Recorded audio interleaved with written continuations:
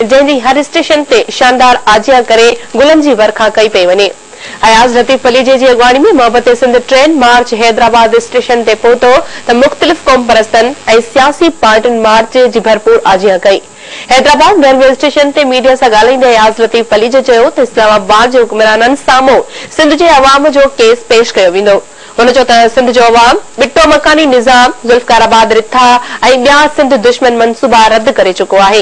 अयाज़ लतीफ़ फलीजे चयो त 73% gas, 60% petrol ऐं कोयलो पैदा कंदड़ सिंध जो अवाम बुख ऐं बदहालीअ वारी ज़िंदगी गुज़ारे रहियो आहे।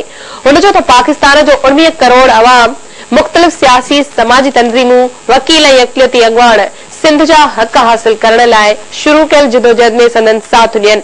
अयाज़ लतीफ़ फलीजे चयो त मकानी निज़ाम बाबति बिल खे सिंध असेंबली में पेश करे बहस कराए वञे ऐं क़ौम परस्तनि तोड़े अवाम खां बि राय वरिती वञे। हुन चयो त करोड़े रुपयनि जी करप्शन लाइ डेपुटेशन ते ऑफिसर मुक़रर करे हुक्मरान सिंध खे विकिरो करणु चाहिनि था।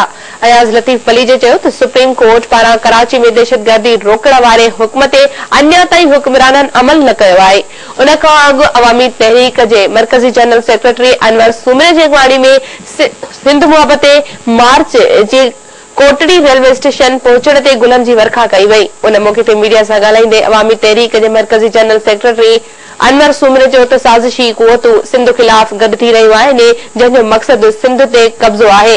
हुन चयो त हिक साज़िश तहत सिंधियुनि खे अक़लियत में तब्दील करण लाइ ज़ुल्फ़िकार जो मनसूबो जोड़ियो वियो आहे। संदसि चवणो त सिंध जो पाणी चोरी करे सिंध जा हक़ ग़ज़ब कया पिया वञनि। हुन चयो त जेकॾहिं संदन रैली मथां हमिलो कयो वियो त हू सख़्त मज़ामत कंदा, जॾहिं त हर सूरत में हू इस्लामाबाद पहुची वज़ीर आज़म हाउस आरो सिंध जे हक़ लाइ पुरअमन जलसो कंदा।